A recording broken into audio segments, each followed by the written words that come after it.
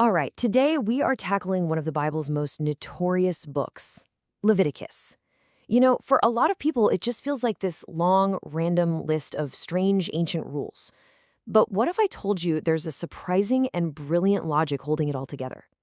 It's actually a blueprint for how human beings can live in the presence of a powerful, holy God. The book wastes absolutely no time showing us how high the stakes are.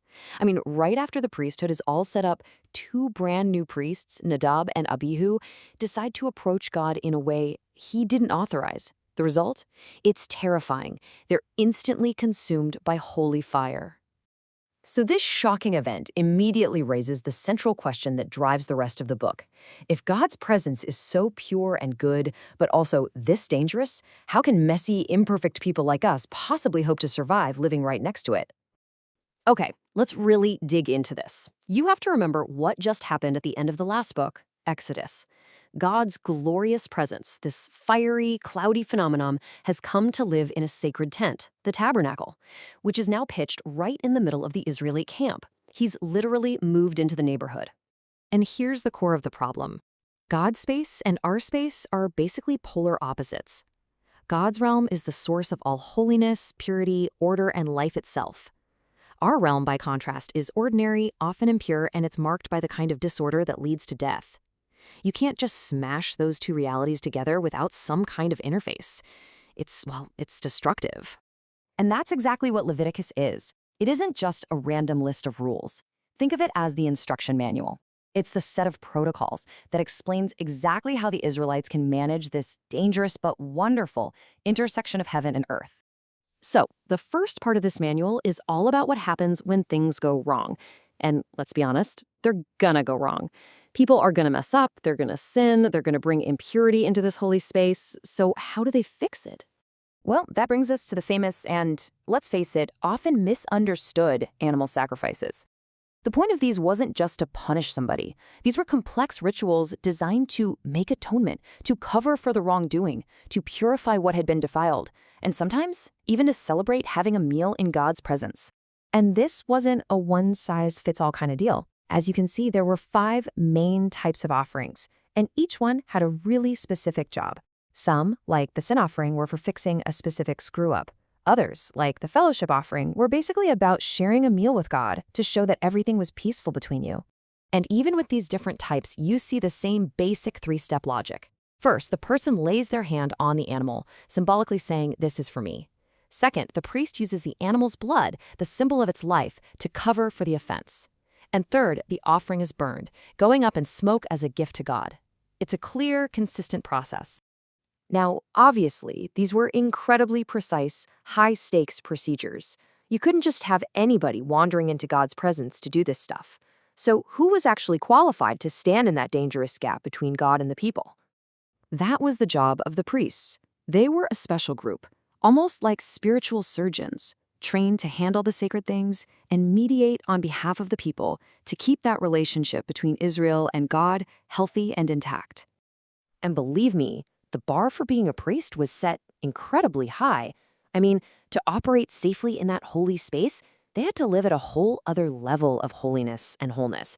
This meant super strict rules about who they could marry, physical perfection, and even avoiding contact with death. It was a serious, serious role. Okay, so we've got the priests and the rituals for when things go wrong. But what about everyone else? How were they supposed to live their day-to-day lives in the camp, right there in the holy zone, without constantly causing spiritual disasters? This is where the famous purity laws come in. And the key to understanding them is this idea of ritual purity. Now, this has nothing to do with hygiene or being sinful. Being ritually pure just meant you were in a state of wholeness and order. Being unclean meant you were temporarily associated with disorder, and that made you incompatible with God's perfect order. The whole system was basically designed to create order by drawing lines and making distinctions.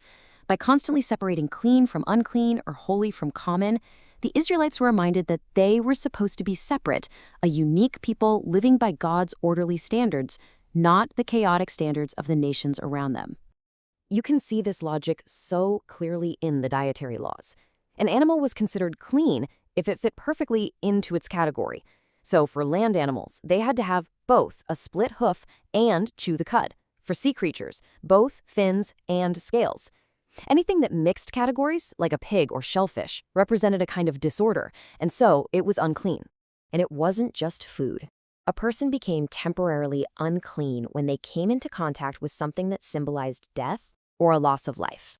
Things like touching a dead body, having a skin disease, or even childbirth.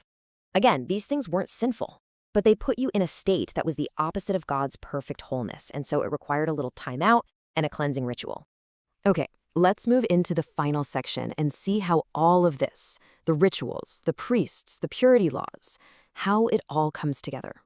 What was the end game? What was the ultimate point of this entire complex system? The answer is right here. This whole thing wasn't just a survival guide to avoid getting zapped by God, it was an invitation.